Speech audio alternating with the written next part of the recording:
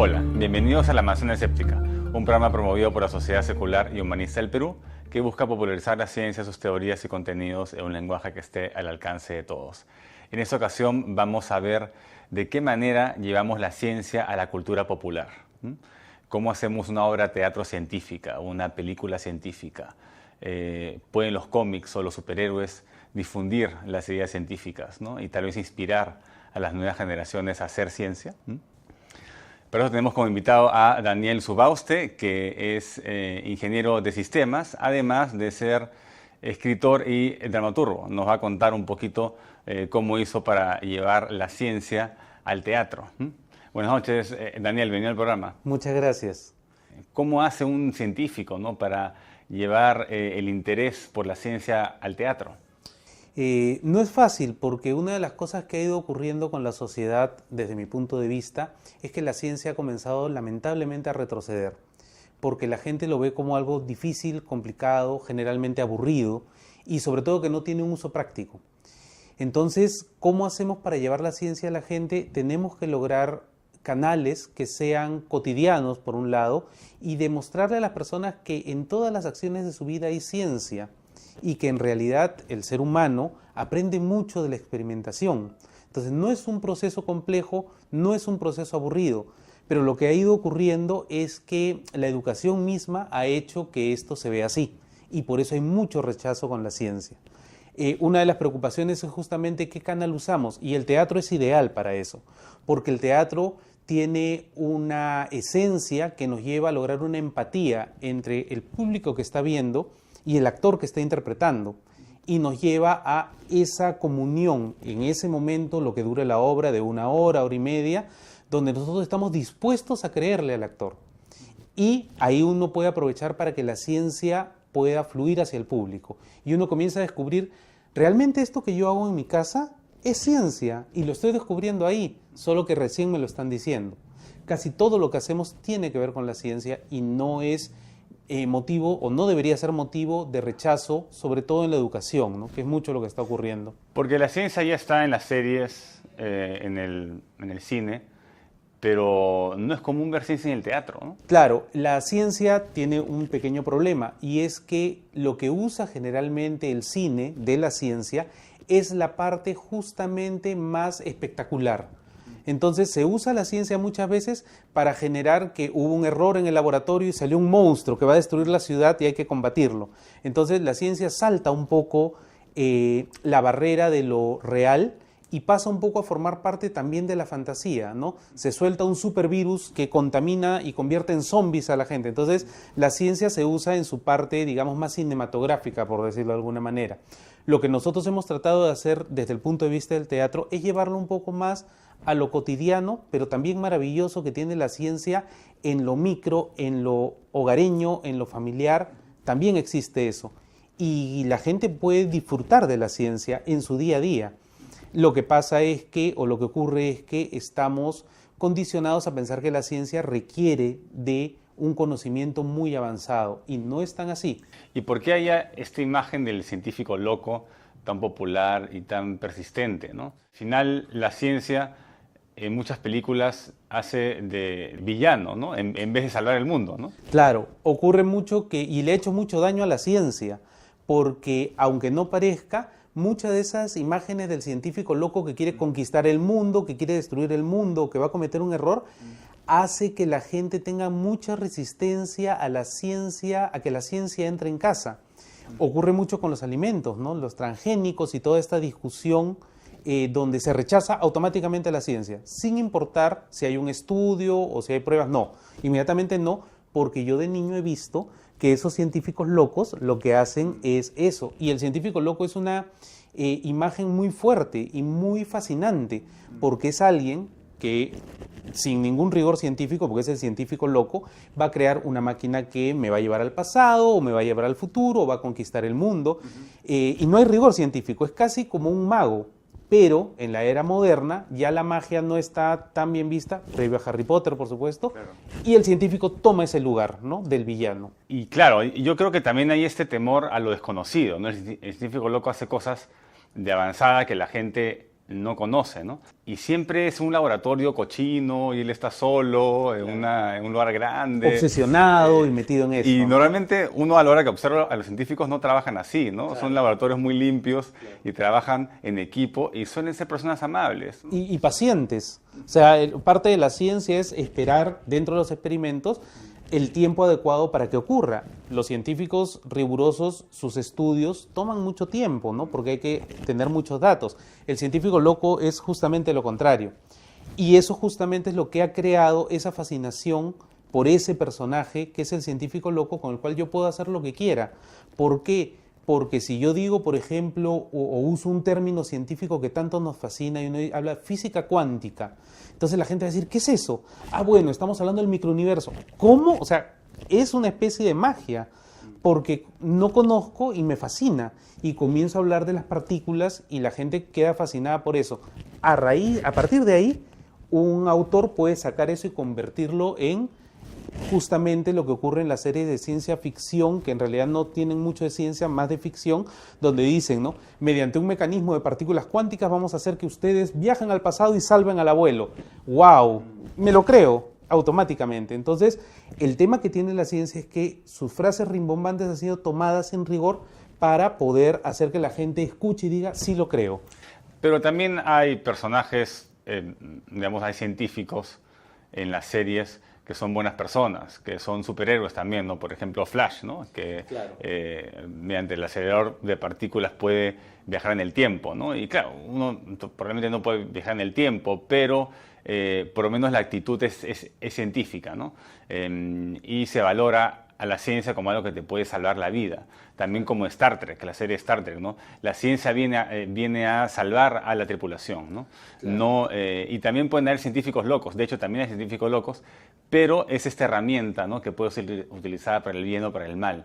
En cambio, en la típica película estereotipada del científico loco, básicamente es mejor no hagamos ciencia porque puede salir cualquier cosa, ¿no? Claro. Y no hay nadie que la pueda controlar y las personas por naturaleza son malas, ¿no? Claro, lo bonito, por ejemplo, de Star Trek era esta extrapolación de la ciencia a cómo va a mejorar la humanidad, porque tenemos que la sociedad en ese momento no va a haber dinero, ¿no? Hay abundancia de recursos y salen al espacio y se encuentran, ¿no? Con otras civilizaciones que en realidad en la serie antigua sintetizan un poco las conductas humanas.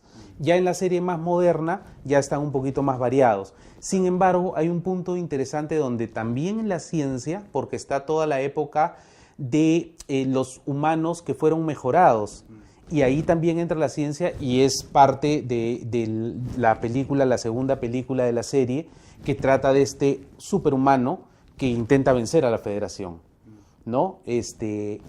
Y ocurre que también la ciencia ahí tiene ese doble papel. En los superhéroes la ciencia se ha vuelto complementaria. O sea, tenemos por ejemplo a Spider-Man que, ¿no? Por una araña radioactiva toma los poderes, pero además él es científico de alguna manera y crea sus telarañas, ¿no? O Tony Stark, ¿no? Son científicos de alguna manera e ingenieros que toman esa parte de la ciencia y aumentan sus poderes, o sea, son complementarios a los poderes. Sin embargo, también hay que tomar en cuenta que la ciencia en la fantasía va a depender del uso que se le da para que potencie al personaje, ¿no? Lo potencia. Y de los superhéroes clásicos, ¿cuál te gusta más? A mucha gente le gusta Batman, por ejemplo, porque dicen que es el más real, ¿no? Claro. Porque simplemente tiene sus juguetes, ¿no? Claro. Pero otros dicen que el tema de la ingeniería genética es plausible, ¿no? ¿Tú qué piensas? O sea, dentro de los superhéroes también hay que tomar en cuenta que los superhéroes se crean en un momento de la historia donde hay una necesidad de la sociedad de poder vencer a estos grandes enemigos reales, como por ejemplo el nazismo, ¿no? Las grandes guerras. Batman nace un poco también de esa necesidad y claro, lo intentan hacer un superhéroe sin poderes, sin embargo, y que usa la ciencia, ¿no? De alguna manera y la parte técnica. Y a pesar que no tiene rigor científico, ¿no? Por el tema de la física, sobre todo rompe las leyes de la física, ¿no? Con sus cables que lo levantan a él con 100 kilos, ¿no? Con un aparato que lleva en la mano, o con sus boomerang que los lanza, golpea a 4 personas y regresa a él. Pero es parte de lo bonito de la fantasía, donde están usando en contraposición a un Superman que simplemente tiene todos los poderes por ser él. Ese es el regalo, es una especie de dios mitológico. Es un extraterrestre, ¿no? Claro, es un extraterrestre que la energía solar lo nutre y no hay vuelta que darle. O sea, no hay ningún rigor ni hay forma de, digamos, cuestionar a Superman. Claro, ahí no puedes comenzar a cuestionar algo porque asumes que hay una naturaleza que no entiendes, ¿no? Que es esos superpoderes. Así es. Pero en Batman sí puedes cuestionar cuestiones de física de Newton, en el caso de del boomerang, por ejemplo, ¿no? Entonces sí puedes, y hay cosas que sí van a pasar la prueba, ¿no? Claro, y parte del encanto de Batman y por lo que a la gente le gusta tanto es porque Batman se puede romper. O sea, es un superhéroe que realmente puede ser vencido. Es una persona que ha entrenado mucho y todos sus méritos están en su esfuerzo, su inteligencia, que estudió, que se preparó en artes marciales. Entonces, ese es un beneficio. Sin embargo, ahí también la ciencia es complementaria a él, lo potencia. Porque ¿cómo vamos a sustentar? Él no puede volar, pero tiene que tener la capacidad porque nadie lo conoce, nadie sabe quién es en realidad Batman. Entonces, tiene que crear sus propios mecanismos. Por lo tanto, tiene que ser extremadamente inteligente. Y cuéntanos, Daniel, ¿cómo fue crear un superhéroe, ¿no? Porque quería ya de arranque hablar del Dr. Quark, ¿no? Que esta obra que estuvo en la Católica hace un par de años, me parece, ¿no? Sí. Yo estuve ahí, fue genial, ¿no? Me sorprendió que haya una obra de teatro que divulgue ciencia y también escepticismo. Este personaje nace principalmente del actor, que es Renato Iannoli, que él hace divulgación científica para niños y una de las obsesiones que teníamos trabajando con él es cómo logramos que la ciencia sea atractiva para los niños. En esta época donde la magia prima, donde la gente no quiere la explicación sino el efecto. O sea, todos quieren ver las luces, pero no les importa de dónde vinieron las luces. Él fue ideando el tema de hacer una especie de superhéroe y lo comenzamos a trabajar con ese concepto. Fuimos por varios caminos. Él tiene una organización de divulgación científica para niños que es el Juego de la Ciencia y con él experimentábamos en su patio, ¿no? Comenzamos a decir, ya, ¿cómo hacemos esto? Un científico serio que explique bien la ciencia. Y después nos fuimos, oye, ¿qué tal si hacemos alguien que experimente pero más aguerrido, con experimentos más peligrosos? Y se creó Locolab. Y después, oye, ¿qué tal un superhéroe? Pero la regla era, puede ser un superhéroe, pero tiene que ser rigurosamente científico. Es decir, más hacia una especie de MacGyver, ¿no? Que soluciona las cosas, los problemas con ciencia, más que un superhéroe con algún poder, ¿no?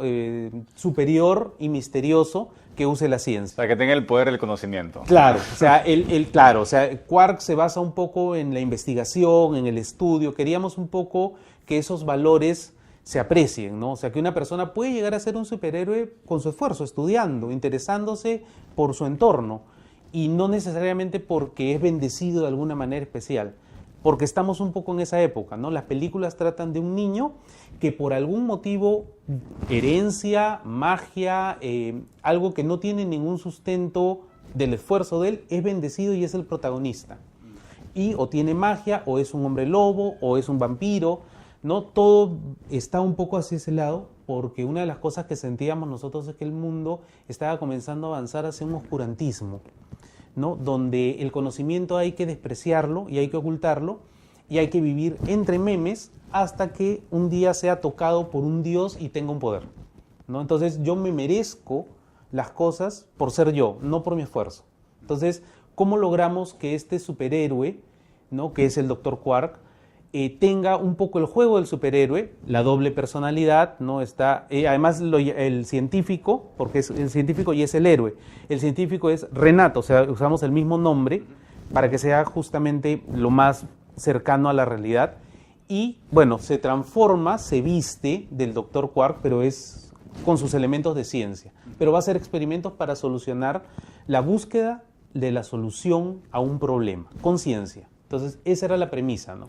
Cuéntanos un poco de la obra, de esta bebida súper alegrante, porque me parece genial que hayan criticado a las gaseosas, que yo creo que de todas las cosas que se consuman es una de las cosas que más afecta a la salud y que más engorda, ¿no? Claro. Y todo el mundo quiere, o sea, nadie puede tomar agua, todo el mundo pide para la gaseosa, porque hay esta aversión por el agua, ¿no? Es una cosa bien interesante porque él tiene un concepto de la alimentación muy estudiado. Entonces, incluso él hacía sus dietas. Y más bien yo era un desordenado y yo era el adicto a las gaseosas. Entonces yo tomaba muchas gaseosas. Y siempre había este cuestionamiento, ¿por qué tomas gaseosa? Me decía, ¿no? Toma algo más sano. Y me explicaba el azúcar y ahí conversábamos acerca de ese tema. Entonces siempre fue un tema entre nosotros como amigos de interés. Y de pronto él tiene un hijo que es Enzo, con el cual él se preocupó mucho por su alimentación, porque a los niños los bombardean de comida que es súper tóxica y nadie se hace responsable por el futuro, porque ese niño vive comiendo colorantes, vive comiendo el azúcar, que es la glucosa líquida, ¿no? Entonces, él mediante los experimentos le explicaba a él por qué no debía alimentarse mal. No, y las fiestas infantiles, claro, son unas bombas. Piensan que son basureros los niños, claro, porque las cosas que le dan, todo es, digamos, todo dulces. Porque es más fácil. Una de las cosas también que nosotros observábamos es que la paternidad ha cambiado, porque ahora es más fácil abrir una bolsa de chisitos y lanzarla a que los niños coman que cocinarles algo. Y el sabor se educa. Entonces los niños que están saturados de esas sustancias realmente rechazan las verduras porque ya están acostumbrados a este sobreestímulo, ¿no?, de las papilas gustativas con exceso de sal. Por eso todos los alimentos chatarra tienen esos excesos. Ninguno tiene un sabor sutil. Es muy salado, es muy fuerte, tiene muchos colorantes. Uno come un Doritos y la boca le queda amarilla, claro, ¿no? Es muy fuerte. Entonces, dentro de la obra, una de nuestras preocupaciones era, queríamos educar. O sea, queríamos que los niños, y hay momentos maravillosos en la obra y después de la obra donde los niños dicen, mamá, quiero comer mis verduras.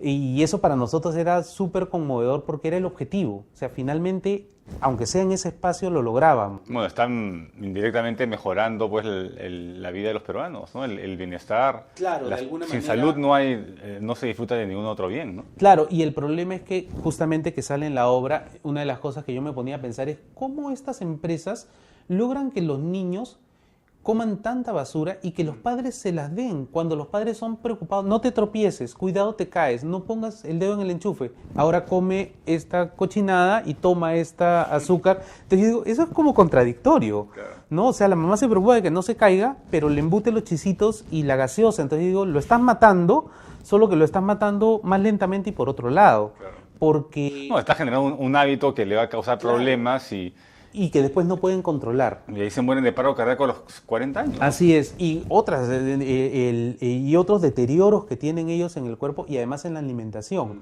porque después esos niños cuando crecen les cuesta mucho nutrirse, o sea, aprenden a comer, pero no a alimentarse, y es una diferencia fuerte. Y eso lo tienen que aprender de niños, por lo menos algo les va a quedar del recuerdo. Por eso para mí era muy importante esa lucha, ¿no? Y es una de las luchas que él también tenía, o sea, ahí coincidíamos, ¿no? ¿Cómo luchamos contra estas empresas que las convertimos en las megacorporaciones, que no necesariamente son malas per se, pero la venta es lo principal, ¿no? Entonces, ese era nuestro foco. ¿Cómo logramos que al final coman las verduras y descubramos que esta bebida realmente te condiciona? Porque es lo que hace, el azúcar te condiciona.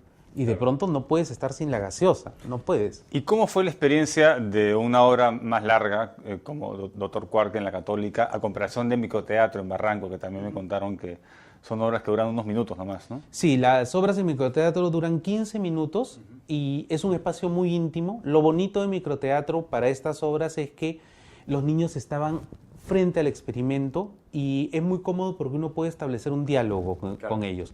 El espacio era ideal para eso. Y la consecuencia era que eran 15 personas, ¿no? Entonces no tienes un gran público en cantidad. ¿Y es más fácil captar la atención de niños, sobre todo en espacios de 15 minutos, o no? Yo pensaba que sí, pero realmente cuando hicimos la obra en grande, que era uno de nuestros temores, ¿podremos sostener la atención de los niños? Descubrimos que sí.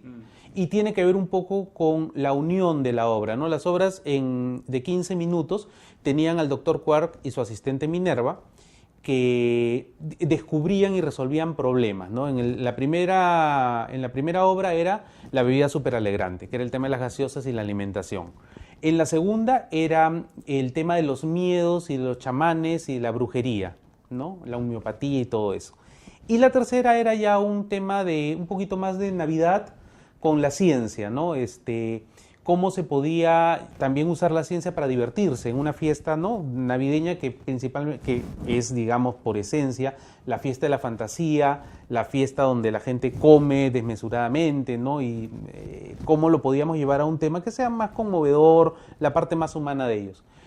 Cuando tuvimos que hacer la obra grande, tomamos algunas cosas de estas tres obras, ¿no?, el hilo conductor, y lo armamos en una obra de 60 minutos, pero ahí ya aparece Boris, que es el representante de la megacorporación que quiere vencer a Quark, ¿no? Porque ya nos daba el espacio y el tiempo para poner la antítesis de Quark, ¿no? Un hombre descuidado, que todo el día comía, ¿no?, y que iba por la megacorporación, y además Minerva se convierte en el punto de conflicto, y entonces él le comienza a dar gaseosas, le comienza a dar pizza, y ella comienza a caer en la tentación, ¿no? Y él la tiene que salvar. Esa es un poco la premisa, ¿no? Y esa era la diferencia con la obra. Interesante.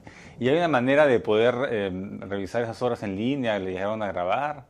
Me parece que quedaron algunas filmaciones, pero no sé si están publicadas todas. Pero en el Juego de la Ciencia, en la página del Juego de la Ciencia y el canal de YouTube hay fragmentos de la obra. Además, la obra se va a presentar el domingo en una feria de ciencia. Ah, qué bien. Sí, y el doctor Quark va a dictar talleres también para verano, ¿no? En la Casa Amaru en Barranco. Yeah. Y eso es súper importante en el tema de los talleres, porque es uno de los pocos sitios donde los niños pueden vivir la ciencia en verano. ¿Y dónde te pueden seguir? Tal vez revisar cosas que hayas escrito. Principalmente en la página del Juego de la Ciencia. Yeah. Ahí pueden seguir todas las obras del Dr. Quark, yeah, los talleres y los videos que también hemos hecho, que hay un canal donde van a ver todo el proceso que hicimos, ¿no? Genial. Desde que comenzamos a hacer experimentos hasta Loco Lab y el Dr. Quark, ¿no?, que ha sido la evolución de esta búsqueda porque los niños se acerquen a la ciencia, ¿no? Y que los padres también se den cuenta de que sus hijos no tienen que ser necesariamente unos científicos en el término estricto de la palabra para interesarse y disfrutar la ciencia. Los niños lo hacen naturalmente y nosotros un poco lo evitamos. Sí, a veces cuestionamos sus preguntas, ¿no? Sí, claro. Y las consideramos muy obvias. Claro. ¿No? Cuando en realidad no hay nada de obvio en la ciencia, ¿no? Es contraintuitiva, ¿no? Claro. Y lo peor de todo es que una de las creencias que yo tengo de esta degeneración social es que muchas veces los niños preguntan y no se les responde porque los padres ya no saben las respuestas, que antes sí las sabían. Y poco a poco yo siento que conforme vamos avanzando, estamos menos preparados para responder a los niños, a tal punto que la mayoría de padres ahora inmediatamente tiene que buscar. Entonces, ¿no? son talleres que, digamos, los padres que tal vez no están muy actualizados pueden, mediante una demostración, aprender también ellos para poder enseñarles mejor a los hijos o poder aclarar unas dudas, ¿no? Por supuesto. Sobre todo, los padres disfrutan muchísimo las obras y los talleres porque redescubren un poco este vínculo con la ciencia que se pierde. Y generalmente son los más fascinados. O sea, los papás terminan en las obras de teatro, terminaban fascinados porque realmente se dan cuenta del valor que tenía. Bueno, Daniel, muchas gracias por venir al programa. Quería hacerte una última pregunta. Algunas personas consideran que el tema de los superhéroes genera mucha fantasía y que es irreal y que deberían ver cosas más reales como The House of Cards, no sé, ¿no? O Vikingos, ¿no? Que es de una cultura real, ¿no? Pero ¿cuál es el valor de los superhéroes para, digamos, difundir ciencia? Yo creo que tiene un valor potencial muy alto, ¿no? Lo principal con los superhéroes y lo que hay que entender es que los superhéroes nacen en una época de la sociedad a nivel mundial donde se enfrentaban a enemigos gigantescos e invisibles. Hablaban de un nazismo en Europa, hablaban de una guerra mundial, y los superhéroes nacen en contraposición a esa falta de valores. Y lo que hacen los superhéroes es potenciar valores muy específicos, ¿no? De la verdad, el heroísmo, el salvar al otro, la defensa del país. Por eso los superhéroes norteamericanos salían pues con sus banderas, ¿no? Salvaban el barco norteamericano y lo entregaban en la Casa Blanca. ¿No nos estamos alienando un poco adoptando esta cultura del superhéroe? Sí, pero también tiene su lado positivo. O sea, yo creo que la fantasía no es mala, pero hay que ponerla en su sitio. El problema de la fantasía es cuando queremos hacer creer que eso es posible o que es verdad. O sea, cuando le decimos a un niño que él puede ser Superman, lo estamos poniendo una valla irreal y muy alta. Sin embargo, sí podríamos usarlos, o los podemos usar en el caso de la ciencia y de los valores, sobre todo humanos, para un poco que ellos tengan esa guía y esa imagen. Porque cuando uno era niño, uno quería ser, o por lo menos en mi caso, ¿no? Uno quería ser He-Man, o sea, uno quería ser el héroe. Y ocurre con los niños que ellos buscan con quién identificarse. El problema está cuando esa identificación la usamos para decirle al niño que él va a ser así, o que eso es real, o que eso puede pasar. Bueno, Daniel, muchas gracias por venir al programa. Muchas gracias a ti. Ojalá todos fueran profesores tan buenos como el doctor Quark. La gente estaría más motivada y habrían seguramente más vocaciones científicas si los profesores fueran un poco más dinámicos y no traumaran tanto a los alumnos con las matemáticas, y que a veces no tiene un trasfondo. Por eso me gustaba tanto la física, porque era matemática aplicada a un problema en la vida real. Bueno, estuvimos hablando sobre la importancia de las películas de ciencia ficción, de las obras de teatro con contenido científico, de los contenidos culturales en realidad, ¿no? De lo que se trata es intentar llevar la ciencia a la cultura popular, ¿no? Este fue una edición más de La Manzana Escéptica. Los invito a seguirnos en las redes y a mandar sus comentarios para siguientes temas. Chao. Bienvenido a mi laboratorio de El Juego de la Ciencia. Muy pronto, desde esta página web, vas a poder llevar a tu casa los experimentos más divertidos. Mientras tanto, síguenos en Facebook y en Twitter para que estés al tanto de todas las novedades. Nos vemos pronto.